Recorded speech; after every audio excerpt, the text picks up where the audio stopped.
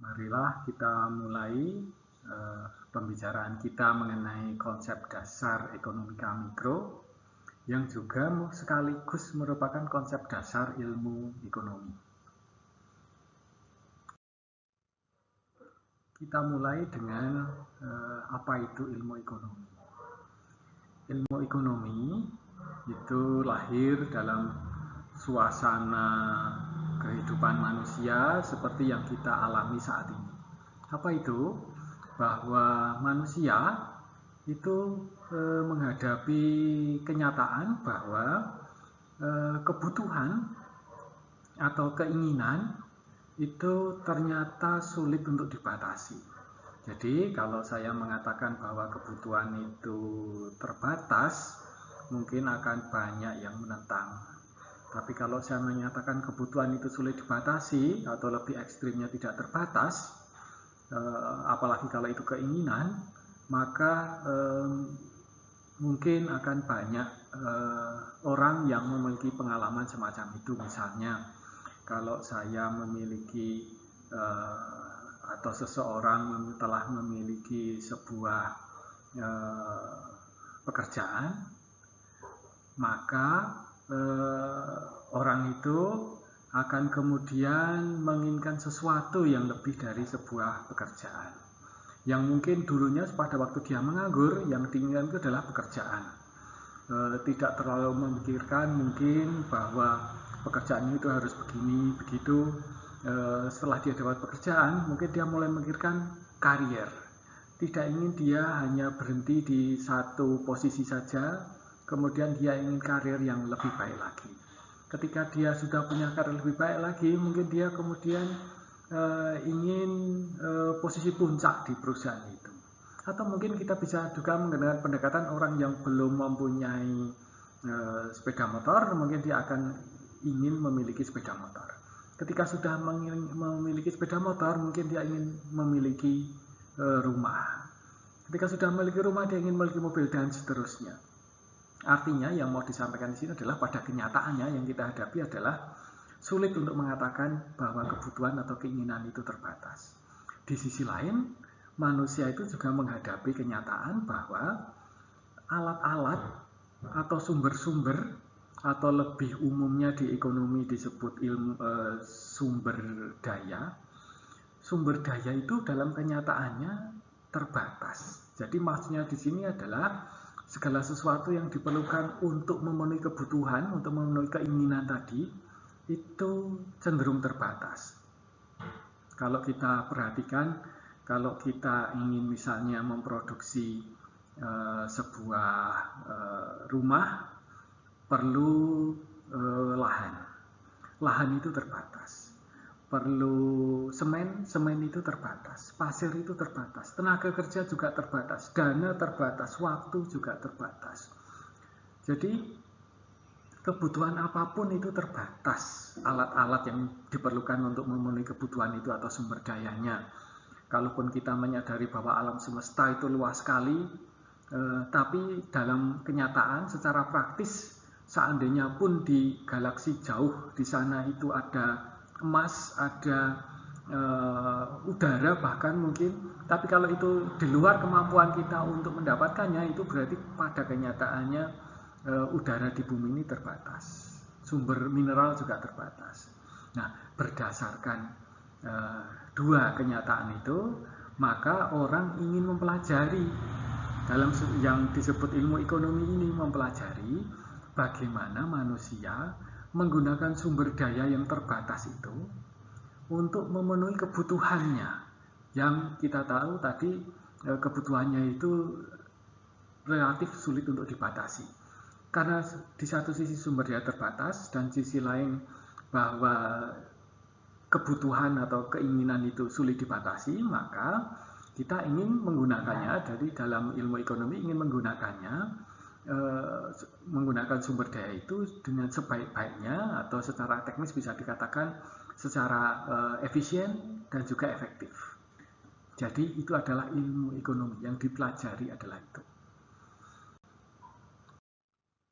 Kemudian terkait dengan dua kenyataan tadi, dalam pengertian ilmu ekonomi bahwa sumber daya itu terbatas dan kebutuhan itu sulit dibatasi, maka muncul yang namanya trade-off, atau seringkali diterjemahkan dalam bahasa Indonesia menjadi pertukaran. Nah, trade-off itu bagaimana?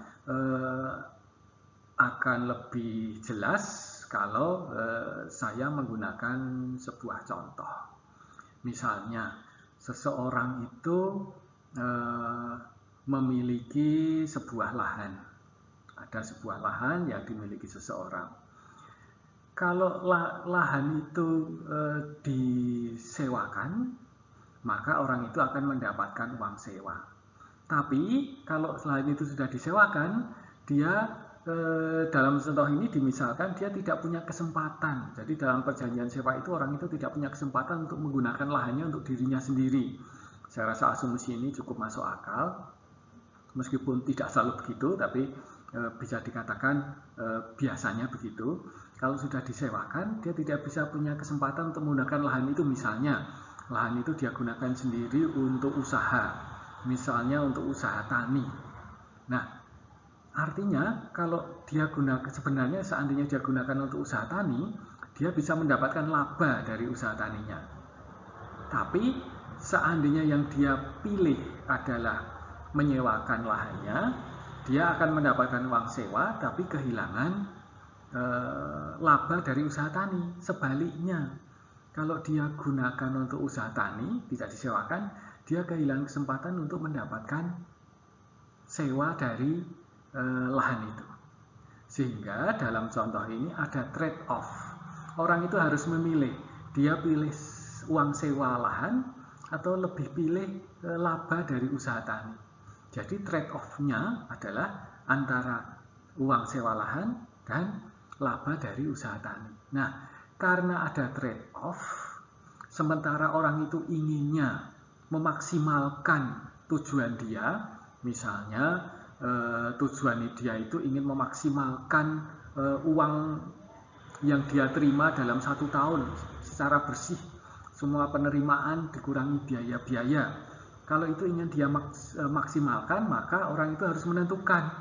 Seandainya sekarang, contohnya saya ubah sedikit, lahannya itu luas, ya, lahannya itu luas. Berapa bagian dari lahannya yang mau dia sewakan? Berapa yang dia ingin lahannya untuk digunakan sebagai usaha tani? Tujuannya apa? Supaya penerimaan bersihnya dalam suatu tahun itu menjadi maksimal. Artinya belum tentu kalau semuanya disewakan nanti labanya maksimal. Penerimaan bersihnya maksimal. Belum tentu juga kalau semuanya usaha tani, maka akan menyebabkan penerimaan bersihnya akan maksimal. Jadi seringkali orang itu harus menentukan kombinasi yang tepat dalam menggunakan atau membuat keputusan. Contoh yang lebih ekstrim, yang lebih sederhana, yang mungkin lebih mudah dipahami, misalnya kalau orang itu seseorang dalam hal ini misalnya saja mahasiswa itu waktunya terbatas. Dalam 1 hari dia hanya punya 24 jam. Jadi kalau 1 semester ya tinggal 24 jam dikalikan 1 semester itu berapa bulan. Nah, kemudian yang ingin dimaksimalkan mahasiswa itu misalnya, tidak selalu nih ya, misalnya dia ingin mendapatkan nilai yang maksimal, nilainya ingin A, ya, skornya total 100. Maka dia harus menentukan penggunaan waktu yang optimal. Apakah waktunya itu 24 jam sehari selama 1 semester digunakan untuk belajar? Kalau itu dilakukan, berarti dia tidak melakukan optimasi, dia memaksimalkan penggunaan waktu untuk belajar. Itu nanti bisa menyebabkan justru dia tidak mendapatkan nilai maksimal, atau lebih mungkin lagi kalau 24 jam belajar sehari, dia tidak tidur, tidak ada orang yang mampu untuk tidak tidur selama 1 semester, maka dia malah sakit hingga tidak mendapatkan nilai apa-apa. Sebaliknya, kalau waktunya itu dia gunakan semuanya untuk tidur, tidak untuk belajar, sama saja dia tidak akan mampu mendapatkan nilai maksimal.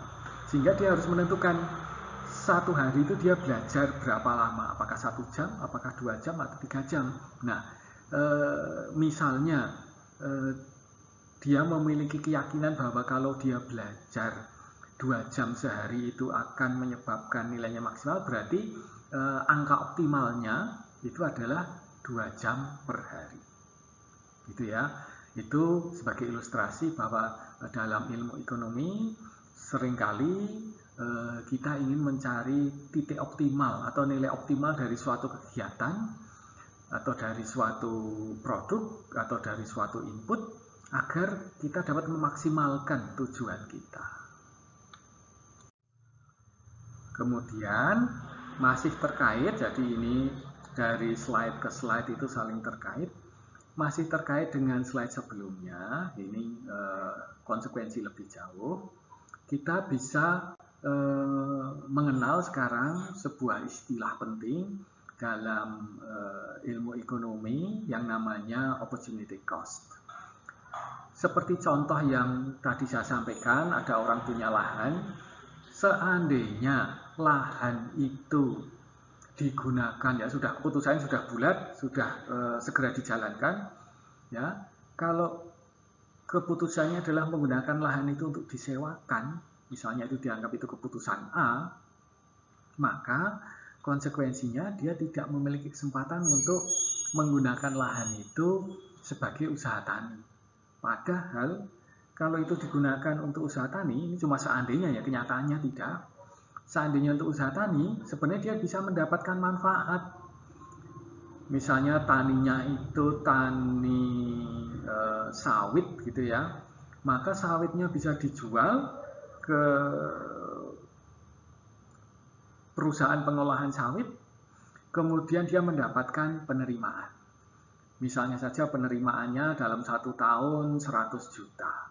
Nah, 100 juta itu berarti penerimaannya. Tapi sebenarnya yang dikorbankan oleh orang ini dengan memilih untuk menyewakan lahannya bukan 100 jutanya nih, karena kenyataannya kalau dia gunakan untuk usaha sawit, dia harus mengeluarkan biaya juga, biaya untuk pengolahan lahan, biaya untuk panen, biaya untuk pupuk dan lain-lain.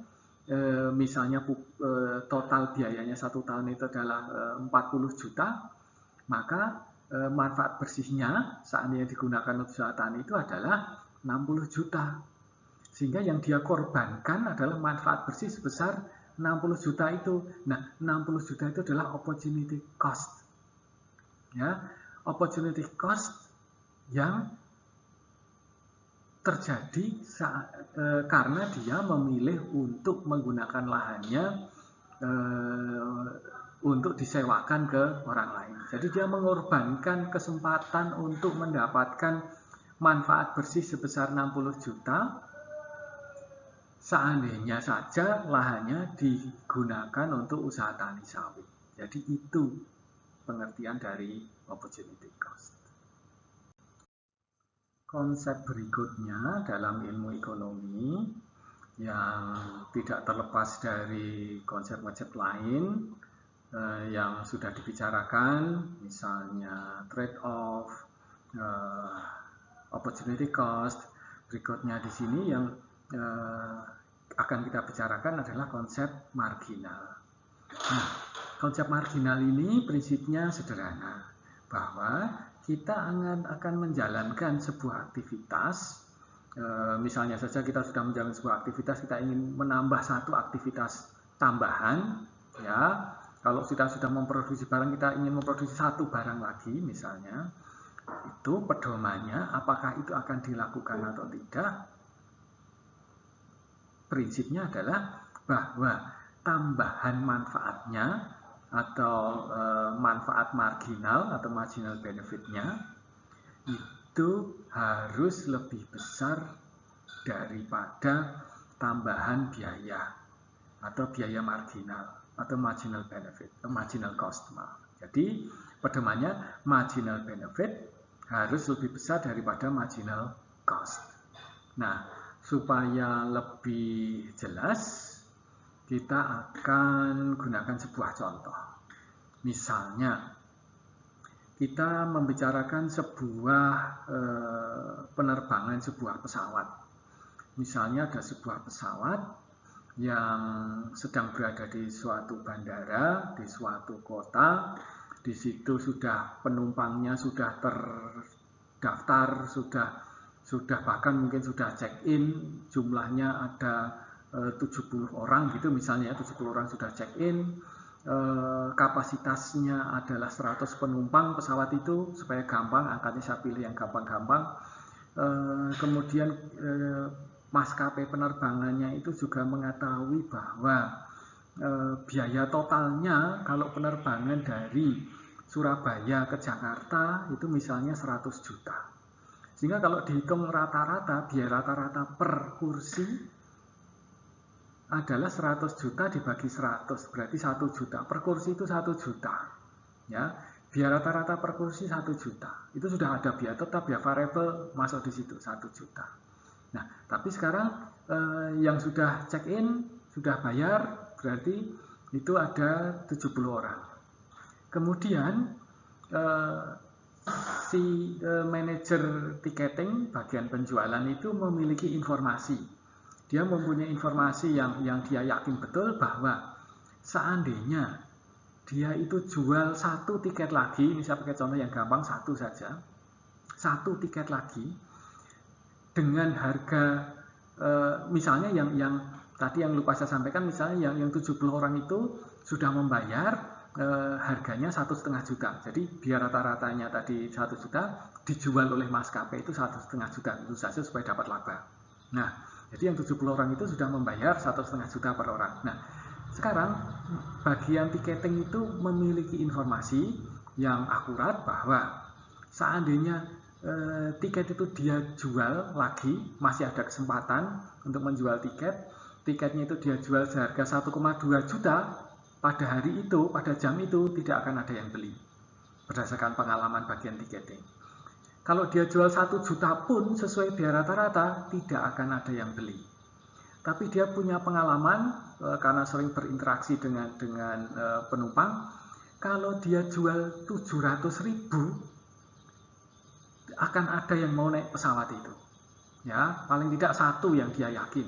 Nah, sekarang pertanyaannya adalah bagi perusahaan penerbangan itu, kalau ada satu penumpang lagi yang mau naik pesawat tapi dia bayar 700.000, jadi didiskon lah ya, tiket itu kan bisa didiskon harganya, 1,5 juta didiskon jadi 700.000. Nah, pertanyaannya kalau memang ada, sebaiknya itu bagi penerbangan, perusahaan penerbangan maskapai itu sebaiknya mengambil peluang itu atau tidak. Nah, berdasarkan kalau kita terapkan salah satu konsep dalam ilmu ekonomi yang namanya konsep marginal ini, maka kita lihat tambahan manfaatnya apa kalau memasukkan satu penumpang lagi di pesawat, dibolehkan beli tiket, kemudian check-in, kemudian ikut pesawat. Kalau kita pakai konsep ilmu ekonomi, pertama kita harus tahu tambahan manfaat. Tambahan manfaat bagi perusahaan penerbangan jelas, dia akan mendapatkan uang tambahan atau namanya penerimaan sebesar 700.000. 700.000 akan masuk kantong maskapai.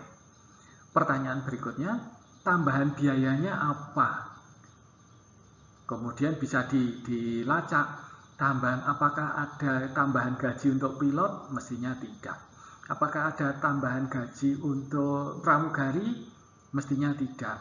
Apakah ada tambahan uang sewa pesawat, leasing? Mestinya juga tidak. Apakah ada tambahan biaya untuk bahan bakar? Mestinya juga tidak. Ya, kalau ada pun kecil sekali, susah dihitung tambah satu penumpang itu, mestinya tidak. Nah, kemungkinan tambahan biaya yang dikeluarkan oleh maskapai itu adalah berasal dari, pertama, misalnya dari tiketing. Tiketing ada komisi untuk agennya, komisi untuk ini itu, untuk biaya ini itu, untuk tiketing. Anggap saja 5.000, ya, supaya gampang 5.000. Nah, di samping itu misalnya ada juga biaya untuk misalnya penerbangan dari Surabaya ke Jakarta itu ada snack, ada minum, ada makan. Anggap saja macam-macam itu 45.000. Berarti kalau di total tambahan biayanya adalah 50.000. Berarti sekarang kita lihat tambahan manfaat melawan tambahan biaya lebih besar mana? Lebih besar tambahan manfaat. Masih ada sisa bahkan ya. Tambahan manfaatnya 700, tambahan biayanya 50, berarti masih ada kelebihan 650.000. Berarti kalau menggunakan konsep marginal, keputusannya adalah penumpang itu dipersilakan masuk sepanjang tidak melanggar aturan apa-apa. Ya, dipersilakan masuk. Jadi dalam konsep marginal ini mengabaikan biaya total. Biaya total 100 juta jelas-jelas tidak dipertimbangkan di sana. Biaya rata-rata tadi sudah kita bicarakan, biaya rata-rata itu 1 juta per penumpang per kursi. Itu juga tidak dibicarakan atau tidak relevan dalam konsep marginal ini. Jadi biaya rata-rata per penumpang itu sebenarnya untuk melayani satu penumpang itu perlu uang 1 juta. Tapi bagi maskapai itu tidak relevan untuk dibicarakan untuk menentukan satu penumpang itu, tambahan satu penumpang itu. Karena kalau pesawat itu tetap jalan, ya 650.000 itu tidak didapatkan. Tapi kalau dia mengambil penumpang itu, dia dapat tambahan uang masuk bersih 650.000, dan itu sebuah peluang yang secara rasional perlu dipertimbangkan bahkan untuk diambil peluang itu. Itulah konsep marginal. Jadi di sini mengabaikan biaya total, mengabaikan biaya rata-rata. Yang penting adalah tambahan manfaat atau marginal benefit, dalam hal ini, dalam contoh ini marginal revenue atau marginal atau penerimaan marginal, dan juga memperhatikan tambahan biaya atau marginal cost, ya, atau biaya marginal. Itu konsep marginal. Semoga bisa dipahami. Setelah sebuah barang itu diproduksi, karena pada kenyataannya kita itu hidup di dunia yang melihat bahwa tidak ada orang yang bisa hidup sendiri, perlu berinteraksi, maka kita melihat ada kemungkinan untuk perdagangan.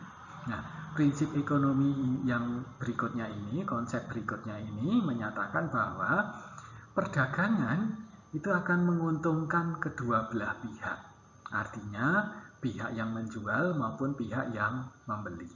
Nah, konsep ini akan diungkapkan secara sederhana. Nanti aplikasinya bisa bermacam-macam, tapi ini akan diungkapkan secara sederhana dengan sebuah contoh. Jika ada perdagangan antara dua negara, ya, supaya sederhana, kita akan membuat sebuah model gitu ya, model dua negara.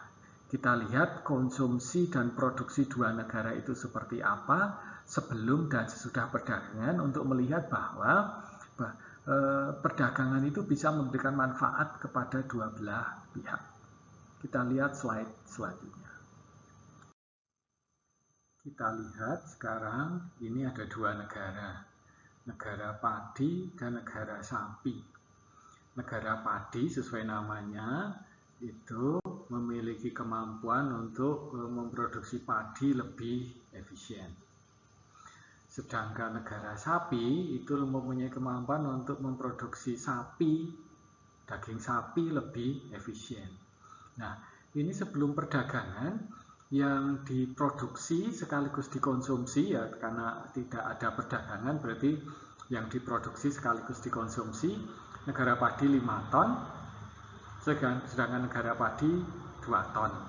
Karena memang negara padi lebih efisien, lebih produktif dalam memproduksi padi. Sedangkan untuk daging sapi yang negara padi itu 200 kg, produksi dan konsumsinya negara sapi 500 kg. Ini terlihat dari angka ini negara sapi lebih piawai menghasilkan daging sapi. Kemudian kita lihat sesudah perdagangan. Karena perdagangan, maka dalam contoh ini dibuat ekstrim bahwa negara padi kemudian hanya memproduksi padi.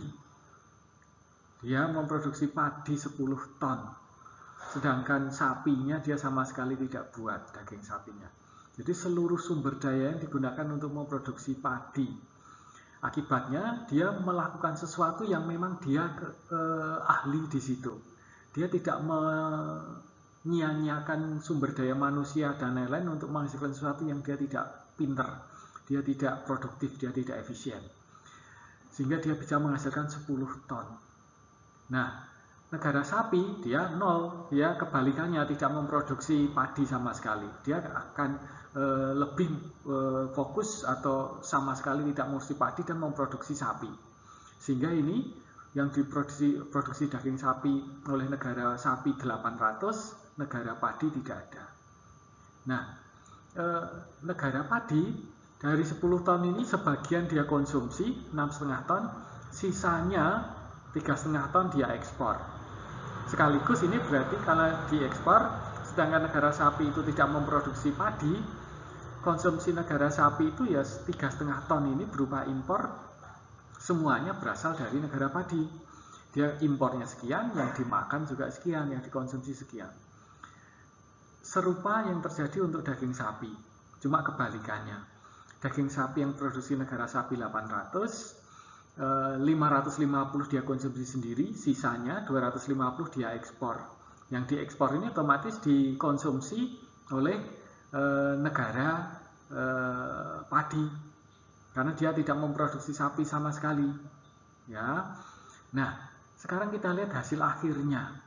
Karena masing-masing negara itu memproduksi di bidang yang memang dia ahli di situ, ya, tidak menyia-nyiakan sumber daya untuk menghasilkan sesuatu yang dia tidak ahli. Kemudian kita lihat kenaikan konsumsi padi itu terjadi tidak hanya di negara padi, tapi juga di negara sapi. Negara padi menikmati kenaikan konsumsi padi 1,5 ton, semula 5 ton, ini ya, menjadi 6,5 ton. Negara sapi juga mengalami hal yang sama, semula 2 ton, sekarang bisa, padahal dia tidak memproduksi padi sama sekali, dia cuma impor, menukar daging sapinya dengan padi 2 ton, sekarang menjadi 3,5 ton, jadi naik 1,5 ton. Demikian juga untuk masalah daging sapi. Kenaikan konsumsi daging sapi tidak hanya di negara sapi, juga di negara padi, semuanya mendapatkan manfaat. Ini 50 kenaikannya 50 kg, karena sebelumnya 500 kg di negara sapi, sekarang dia bisa mengkonsumsi sebanyak 550 kg. Negara padi semula hanya 200 kg, sekarang menjadi 250 kg. Jadi ini manfaat perdagangan yang diterima baik negara yang membeli maupun negara yang menjual. Dua-duanya mengalami kenaikan konsumsi. Jadi dua-duanya diuntungkan, mendapatkan manfaat. Hanya dengan cara perdagangan. Negara padi berspesialisasi di bidang yang dia memang ahli, negara menghasilkan padi, dan negara sapi menghasilkan sapi karena dia memang keahliannya di situ. Jadi manfaat ini munculnya dari mana? Munculnya karena sumber daya negara padi, orangnya, lahannya, itu lebih digunakan untuk menghasilkan sesuatu yang dia memang lebih ahli. Demikian juga di negara sapi, sehingga tidak ada pemborosan sumber daya, dan itu diakhiri dengan perdagangan, ditukarkan supaya dua-duanya mendapatkan manfaat. Ini merupakan prinsip atau konsep ekonomi yang berikutnya yang kita sebut tadi, bahwa perdagangan memberikan manfaat kepada kedua belah pihak. Karena kita sudah membicarakan perdagangan, maka kita sekarang membicarakan pasar. Pasar itu mencakup dua pelaku di sana, ada pembeli dan ada penjual. Nah, konsep ekonomi berikutnya adalah menunjukkan keunggulan dari pasar, bahwa interaksi antara penjual dan pembeli itu memberikan suatu keunggulan tertentu yang dinikmati oleh para pelaku ekonomi. Kita lihat penjelasannya di slide berikutnya.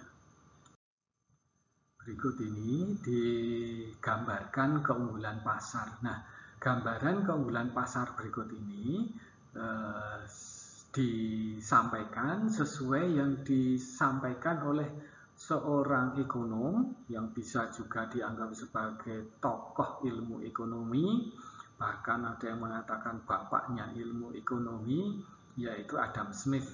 Ya, menurut ilustrasinya Adam Smith ini, keunggulan pasar itu bisa dilihat seperti ini. Misalnya saja di pasar itu ada pembeli dan penjual. Nah, kalaupun penjual dan pembeli itu mementingkan diri sendiri, jadi seandainya penjual dan pembeli itu mementingkan diri sendiri, bukan berarti Adam Smith itu mengatakan bahwa pembeli dan penjual itu mementingkan diri sendiri, bukan. Tapi kalaupun pembeli dan penjual itu mementingkan diri sendiri, nanti akibatnya akan kita lihat sebelum sampai ke akibatnya, mereka penjual dan pembeli nanti akan berinteraksi dalam sebuah pasar. Nah, dalam interaksi itu di situ ada persaingan karena pembelinya tidak satu, penjualnya tidak satu, sehingga ada persaingan. Kemudian ada juga nanti sebagai akibat lanjutannya ada pembagian kerja. Artinya karena ada persaingan seperti digambarkan di ilustrasi tentang perdagangan tadi, kemudian ada spesialisasi, ada negara yang memproduksi lebih fokus produksi tertentu, ada orang yang lebih fokus produksi tertentu, ada perusahaan yang lebih fokus produksi tertentu, sehingga mereka berspesialisasi. Semakin berspesialisasi, semakin ahli dia dalam bidangnya. Nah, dalam interaksi itu nanti pertemuan penjual dan pembeli akan berpedoman pada harga. Harga itu akan menyeimbangkan manfaat bagi pembeli dan juga biaya yang ditanggung oleh penjual. Artinya, seandainya saja harga itu terlalu tinggi, maka pembeli akan mengurangi keinginan dia untuk membeli barang itu. Sebaliknya, kalau harga terlalu rendah, misalnya harga bukan terlalu rendah, kalau harga rendah, maka pembeli inginnya membeli lebih banyak. Dari sisi penjual, kalau harga terlalu rendah, dia menjadi kurang semangatnya atau kurang kemampuannya, niatnya untuk memproduksi barang itu. Kalau harga tinggi, semakin tinggi keinginan dia untuk memproduksi barang itu. Nah, jadi harga itu menyeimbangkan barang apa yang diproduksi, barang apa yang tidak diproduksi. Jadi interaksi antara pembeli dan penjual itu akhirnya akan menentukan, melalui mekanisme harga itu akhirnya akan menentukan barang apa yang diproduksi jumlahnya berapa, dan akhirnya yang membeli siapa. Artinya yang membeli adalah konsumen yang memang menganggap barang itu berharga sesuai harga barang itu. Jadi mekanisme harga ini akan menyeimbangkan siapa dalam sebuah perekonomian, jumlah barangnya nanti akhirnya berapa, harganya berapa, akan diseimbangkan melalui mekanisme harga ini. Kalau harga terlalu tinggi, tadi dari sisi penjual adalah dia akan meningkatkan barang yang dia tawarkan untuk diproduksi, tapi bagi konsumen itu akan mengurangi niatnya untuk membeli. Sebaliknya, kalau harga rendah atau terlalu rendah atau harga turun, produsen akan menurunkan niatnya untuk atau mengurangi kemampuannya untuk menawarkan barang itu. Tapi dari sisi konsumen dia akan menaikkan jumlah yang ingin dia beli dan mampu dia beli. Nah, itu mekanisme harga akhirnya akan menentukan harganya berapa, jumlah yang ditransaksikan di pasar berapa. Nah, dari transaksi itu nanti akan menghasilkan kesejahteraan bersama. Akhirnya kebutuhannya produsen terpenuhi, kebutuhannya konsumen juga terpenuhi. Jadi meskipun kalau kita kembali dari awal, penjual dan pembeli itu menghasilkan barang untuk kepentingan, sebenarnya untuk kepentingan dia sendiri, pembeli mau untuk kepentingan dia sendiri, penjual untuk kepentingan dia sendiri, tapi akhirnya bisa memenuhi kebutuhan bersama. Dalam ilustrasi lebih detailnya bisa kita lihat seirama dengan penjelasannya Adam Smith. Kalau misalnya ada produsen roti Dia itu memproduksi roti bukan supaya orang-orang bisa makan roti, karena dia memang ingin cari laba, cari penghasilan dengan menjual roti. Demikian juga misalnya penjual daging. Penjual daging itu memproduksi daging bukan karena ingin bahwa orang-orang bisa makan daging, bisa sehat, tapi karena apa? Karena dia memang ingin mendapatkan penghasilan dari jualan daging.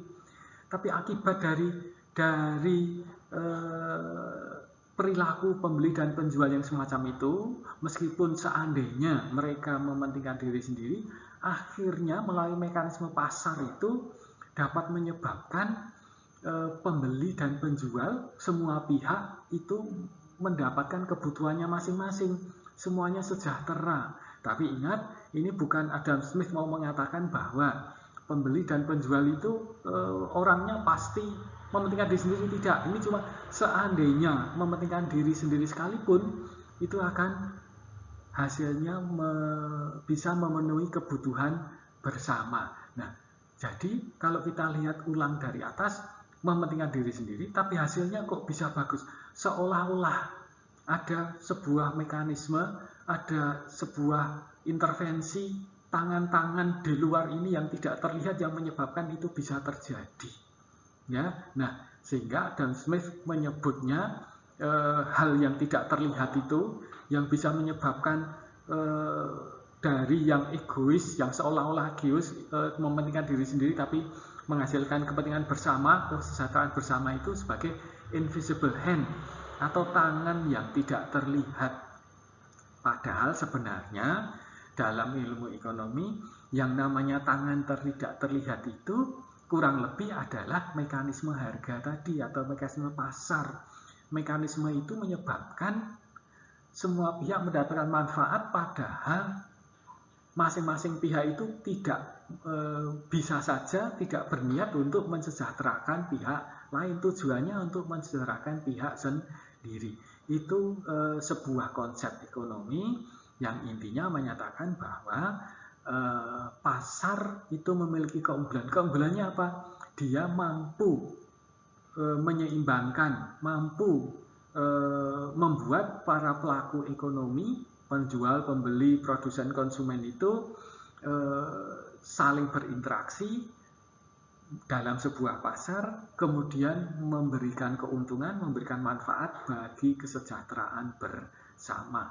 Itu yang menyebabkan oleh Adam Smith disebut sebagai invisible hand, tangan yang tidak terlihat. Padahal tangan yang tidak terlihat itu maksudnya sebuah mekanisme, karena itu mekanisme itu tidak kelihatan, ya. Intinya kalau di pasar itu kita cuma di pasar secara fisik kita hanya lihat ada orang jualan, ada orang membeli. Kalau kita pindah ke tempat mereka tinggal, tukang rotinya sedang membuat roti. Kita pergi ke tempat petaninya sedang mencangkul di sawah, gitu ya. Nah, mekanismenya tidak terlihat, tapi hasil akhirnya adalah mensejahterakan bersama. Itu invisible hand atau mekanisme pasar menurut Adam Smith. Kemudian, karena tadi kita sudah mengujarkan mekanisme pasar, sekarang kita ingin lihat lalu peran pemerintah di mana dalam konsep ilmu ekonomi. Kita lihat tadi mekanisme pasar itu dapat mensejahterakan bersama. Tapi perlu diingat bahwa mekanisme pasar itu ada kalanya bisa bekerja dengan baik dan ada kalanya dia tidak mampu bekerja dengan baik. Kalau asumsi-asumsi mekanisme pasar itu terpenuhi atau gampangnya syarat-syaratnya terpenuhi, misalnya aturan mainnya ada dan terjaga dengan baik, baik itu urusan hak milik, baik itu urusan eksternalitas, baik itu urusan hubungannya dengan kekuatan pasar dan lain-lain. Istilah-istilah ini akan dibicarakan pada video yang lain, pada bab yang lain, pada sesi yang lain. Tapi intinya kalau aturan mainnya, ya disingkat di sini menjadi aturan mainnya itu dapat dijamin berjalan dengan baik. Mungkin yang paling sederhana adalah hak milik. Kalau orang itu kerja keras, kemudian dengan mudahnya hak miliknya diambil orang lain, lalu apa gunanya kerja keras? Apa gunanya tukang roti menghasilkan roti kemudian dijual kalau kemudian dia rotinya bisa diambil orang lain seenaknya. Kalau hak milik tidak terjaga atau aturan main, meskipun aturan main itu tidak hanya itu, hubungannya macam-macam, masih ada eksternalitas, market power dan lain-lain, maka mekanisme pasar tidak akan dapat bekerja dengan baik. Mekanisme harga tidak akan dapat bekerja dengan baik. Harga percuma karena harga tidak akan bekerja dengan baik kalau aturan mainnya tidak terpenuhi, tidak dijalankan. Sehingga ada kemungkinan pasar itu tidak bekerja dengan baik saat syaratnya tidak terpenuhi. Nah, maka ada sebuah kemungkinan pasar itu bekerja dan tidak bekerja. Kalaupun pasar itu bekerja dengan baik, pasarnya efisien, ekonominya efisien, tapi tidak ada yang bisa menjamin bahwa dalam sebuah ekonomi yang efisien, pasar bekerja dengan baik, kemudian tingkat kesejahteraan orang itu bisa sama. Artinya apa? Dalam mekanisme pasar, orang yang rajin, orang yang dengan semangat mengerjakan pekerjaannya, rajin tiap hari bekerja, tiap hari membuat roti, itu akan memiliki penghasilan yang lebih besar daripada tukang roti juga misalnya, yang ogah-ogahan menghasilkan roti. Kadang buat roti, kadang tidak. Kalau buat roti, rotinya tidak enak. Itu berarti dia tidak akan mendapatkan penghasilan yang sebesar orang yang menghasilkan roti yang lebih banyak. Atau mungkin karena masalah bakat, atau mungkin karena masalah keadaan, dia tidak punya modal. Kalau orang memang ahli dalam misalnya dia ahli dalam bermain catur misalnya, dia akan banyak mendapatkan penghasilan dari olahraga catur misalnya. Orang yang tidak punya modal, orang yang tidak punya keahlian, dia tidak punya akses terhadap pasar, tidak punya akses terhadap dana. Dalam mekanisme pasar ini tidak ada yang bisa menjamin dia kemudian akan dapat memiliki penghasilan yang sama dengan orang yang efisien, orang yang rajin, orang yang berbakat, orang yang punya modal dan punya jaringan gitu misalnya.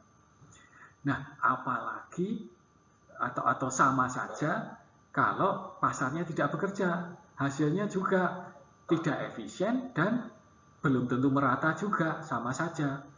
Nah, sehingga dalam keadaan ini kita melihat pasar bekerja ataupun tidak bekerja, di situ perlu campur tangan pemerintah. Kalau pasarnya bekerja dengan baik, campur tangan pemerintah itu terutama dalam konteks ini adalah supaya terjadi pemerataan, karena banyak pihak, banyak orang itu memandang bahwa pemerataan itu juga penting. Efisien saja tidak perlu. Kesejahteraan bersama tidak akan cukup kalau ekonominya efisien, tapi ada yang kaya sekali, ada yang miskin sekali. Perlu peran campur tangan pemerintah untuk menjamin kemerataan. Artinya kalau ada orang yang terlahir misalnya dia tidak punya akses ke pendidikan, dia terlahir tidak memiliki kemampuan yang sama dengan orang lain, menurut konsep peran campur tangan pemerintah untuk pemerataan itu dianggap perlu supaya itu lebih menunjukkan adanya kemerataan antara pihak yang tidak beruntung sederhananya dengan pihak yang lebih beruntung. Tapi kalau ekonominya tidak efisien dan belum merata dan tidak merata, maka peran pemerintahnya menjadi dua, untuk menjamin efisiensi dan untuk menjamin kemerataan. Dua hal itu begitu. Nah, campur tangan pemerintah itu nanti ada bab atau video khusus tentang itu. Caranya macam-macam, bisa melalui pajak, bisa melalui subsidi, bisa melalui kebijakan moneter, bisa melalui kebijakan fiskal dan lain-lain. Untuk sementara ini sudah menunjukkan bahwa perlu campur tangan dari pemerintah, baik itu pasarnya bekerja dengan baik ataupun tidak bekerja dengan baik. Jadi dari pembicaraan sebelumnya kita lihat ada kinerja perekonomian yang karena mekanisme pasar, ada juga yang karena di situ ada peran pemerintah. Sehingga pertanyaan selanjutnya lalu kombinasinya seperti apa? Kegiatan apa yang perlu campur tangan pemerintah? Seberapa besar campur tangan pemerintah? Kegiatan apa yang harus diserahkan kepada mekanisme pasar? Itu merupakan pertanyaan ilmu ekonomi yang selanjutnya yang kita akan bicarakan nanti di bab-bab yang lain, di video-video yang lain. Meskipun demikian, untuk sementara sebagai gambaran umum, karena ada upaya untuk mencari kombinasi yang tepat antara peran pemerintah dan mekanisme pasar, dalam kenyataannya kalau kita lihat praktek di berbagai negara sekarang dan yang sudah-sudah, yang zaman dahulu, maka kita lihat ada negara-negara yang lebih banyak mengandalkan campur tangan pemerintah. Mungkin contoh yang ekstrim yang bisa kita lihat adalah yang terjadi di Korea Utara sana kalau zaman sekarang, atau kalau zaman dulu mungkin apa yang terjadi di negara-negara yang menggunakan sistem sosialis komunis, misalnya di Uni Soviet dan juga negara-negara yang lain yang serupa Uni Soviet. Atau bisa juga kita lihat negara-negara yang lebih banyak mengandalkan mekanisme pasar, seperti mungkin pada zaman-zaman masa lalu yang dianggap lebih banyak menggunakan mekanisme pasar, misalnya negara-negara Eropa, mungkin juga Amerika dan beberapa negara Asia, begitu ya. Nah, tapi dalam kenyataannya yang sekarang bisa kita lihat adalah singkatnya lebih banyak itu yang merupakan tidak ekstrim pasar sekali, tidak peran pemerintah terlalu besar juga, tidak mengkombinasikan. Justru pertanyaan mengkombinasikan yang tepat itu seperti apa. Dalam slide sebelumnya kita sudah lihat bahwa produktivitas seseorang itu penting untuk kesejahteraannya. Demikian juga kalau kita bicarakan dalam konteks sebuah perekonomian yang lebih luas, misalnya provinsi atau negara. Nah, kita lihat di sini sebagai ilustrasi awal, ada negara-negara yang memiliki produktivitas dan juga kesejahteraan yang lebih tinggi dibanding negara yang lain. Dalam peta ini kita lihat warna yang lebih gelap itu menunjukkan negara-negara yang memiliki pendapatan yang lebih tinggi dibandingkan negara yang lain. Ini ada yang biru, ada yang gelap, ini berarti lebih sejahtera. Sementara di negara lain ada yang warnanya lebih terang, ini berarti kesejahteraannya tidak setinggi negara-negara yang lebih warnanya lebih gelap ini. Apa yang membedakan? Menurut pendekatan konsep ilmu ekonomi, salah satu hal yang penting adalah produktivitas.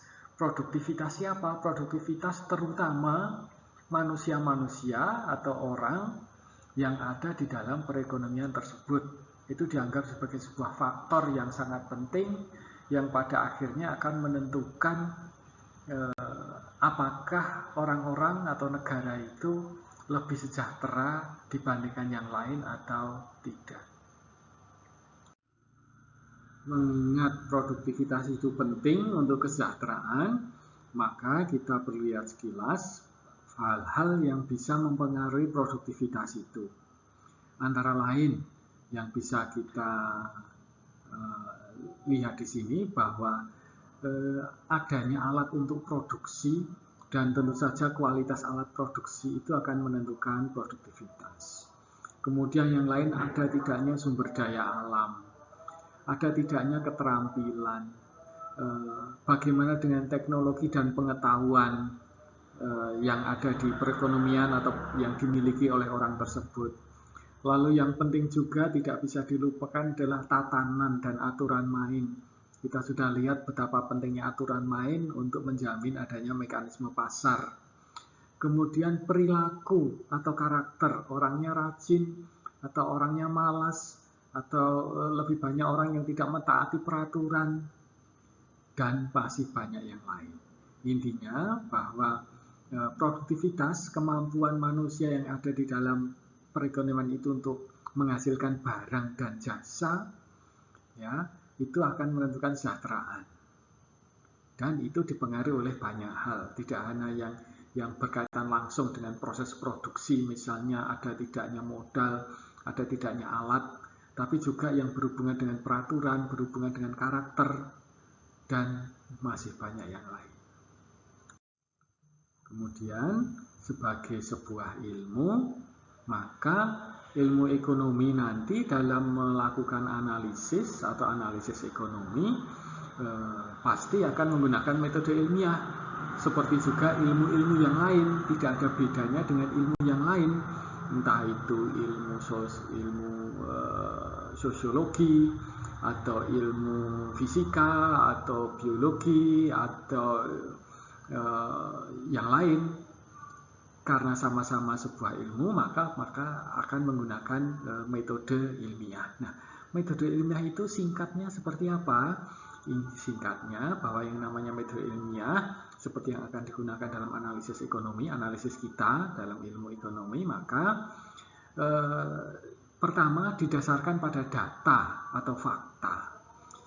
Fakta itu dan data itu kemudian perlu dikombinasikan dengan asumsi supaya kita bisa mengendalikan analisis kita, ya. Kemudian berdasarkan asumsi itu nanti kita akan menyusun model seperti tadi, supaya kita bisa menganalisis dengan tajam. Tadi kita waktu menganalisis perdagangan, kita untuk sementara supaya tahu bagaimana mekanismenya, kita menganggap sebuah perekonomian yang hanya terdiri dari dua pelaku, hanya negara sapi dan negara padi tadi. Itu diperlukan dalam analisis, entah itu ilmu ekonomi dan juga ilmu yang lain. Dan juga dengan asumsi ini kita bisa mengendalikan misalnya variabel mana yang lebih berpengaruh dibandingkan variabel yang lain. Jadi kalau kita mengasumsikan dalam sebuah ilmu ekonomi bahwa untuk sementara variabel lain dianggap tetap, maka tujuannya adalah kita ingin melihat bagaimana pengaruh suatu variabel misalnya A terhadap B. Karena kalau kita tidak melakukan itu, maka akan sulit kita melakukan analisis, menentukan bagaimana pengaruh variabel A terhadap variabel B. Dan itu juga terjadi tidak hanya di ilmu ekonomi, juga di ilmu-ilmu yang lain. Misalnya, ibarat kita akan meneliti pengaruh dua jenis obat untuk menyembuhkan pasien, menyembuhkan penyakit tertentu, maka kita harus mengasumsikan bahwa dua obat itu diberikan kepada dua orang pasien yang memiliki keadaan kesehatan yang sama. Jadi perlu diasumsikan bahwa kondisi pasien yang diterapi dengan kedua jenis obat itu kondisinya harus sama, karena kalau kondisinya beda, kita tidak bisa nanti menyimpulkan bahwa obat satu lebih bagus daripada yang lain. Sehingga asumsi itu penting, tidak hanya dalam ilmu ekonomi, tapi juga di dalam ilmu-ilmu yang lain. Jadi perlu asumsi. Nah, salah satu istilah untuk menunjukkan sebuah asumsi dalam sebuah analisis ilmu, termasuk dalam ilmu ekonomi, adalah yang namanya ceteris paribus. Ceteris paribus itu untuk mengungkapkan bahwa kita mengasumsikan bahwa hal-hal lain diasumsikan tetap. Kalau kita ingin melihat bagaimana pengaruh harga terhadap jumlah barang yang diminta, maka kita asumsikan pendapatannya tetap. Karena kalau pendapatannya berubah-ubah, kita tidak bisa mengatakan apa-apa. Sehingga perlu asumsi bahwa hal-hal yang lain tetap. Bukan berarti kita menganggap atau menyatakan hal-hal yang lain itu tetap, tidak. Tapi untuk kebutuhan analisis, untuk kebutuhan mungkin eksperimen juga, kita perlu menyatakan, perlu mengasumsikan bahwa hal-hal lain itu tidak berubah. Dan itu bukan hanya terjadi dalam ilmu ekonomi, juga terjadi dalam ilmu-ilmu yang lain. Kemudian setelah kita menyusun asumsi, maka kita akan menyusun model, sebuah model. Pada bab-bab selanjutnya kita akan membuat model termasuk yang sudah kita lakukan dalam analisis perdagangan di slide sebelumnya tadi. Itu merupakan sebuah model. Dimodelkan bahwa perekonomian yang hanya terdiri dari dua negara. Atau kita memodelkan perekonomian hanya terdiri dari permintaan dan penawaran. Gitu. Nah, lalu kalau kita sudah menyusun model, nanti pendekatan dari model itu bisa menggunakan pendekatan ekonomika mikro seperti yang kita bicarakan sekarang ini, atau menggunakan pendekatan ekonomika makro. Kalau dalam pendekatan ekonomika mikro, kita lebih melihat analisis ekonomi atas dasar perilaku individu masing-masing pelaku ekonomi. Jadi pelaku konsumen secara individual, pelaku produsen secara individual, pelaku pasar tertentu atau produk atau komoditi tertentu secara individual. Jadi kita analisis para pelaku ekonomi itu secara individual. Kalau itu digabungkan dalam sebuah perekonomian, dalam sebuah negara, kita lihat secara bersama-sama secara total atau secara makro, berarti itu kita menggunakan pendekatan ekonomika makro. Nanti yang dilihat bagaimana pendapatan nasional misalnya. Pendapatan nasional itu kan berarti pendapatannya semua orang. Bagaimana inflasi? Inflasi itu berarti kecenderungan kenaikan harga barang dan jasa semua komoditi yang ada di perekonomian. Nah, setelah model disusun, maka kita akan melakukan pengujian atau analisis, diuji pendapat-pendapat, dugaan-dugaan kita diuji. Uji atau analisisnya itu bisa menggunakan kalimat-kalimat secara verbal, atau menggunakan bantuan grafis, atau menggunakan bantuan matematika. Jadi bisa secara verbal, bisa secara grafis, atau secara matematis, atau gabungan, entah dua, entah semuanya. Kemudian setelah melakukan analisis, kemudian kita membuat kesimpulan, kita bisa membuat pernyataan-pernyataan. Pernyataan itu bisa pernyataan yang positif, bisa pernyataan yang normatif. Jadi sini bukan positif dan negatif ya, tapi positif dan normatif. Yang positif itu artinya pernyataan kita ingin mengungkapkan apa yang terjadi. Kalau kita melihat hubungan antara konsumsi seseorang dengan pendapatan seseorang, kita ingin lihat kenyataannya seperti apa konsumsi dia, bagaimana hubungannya dengan pendapatan dia. Itu berarti pernyataan yang positif. Misalnya kesimpulannya, oh ternyata kalau pendapatan naik sebesar 1 juta, konsumsinya biasanya akan naik sebesar 700.000. Itu berarti pernyataan positif, kenyataannya seperti apa. Tapi kadangkala dalam analisis itu juga menghasilkan pernyataan-pernyataan yang normatif.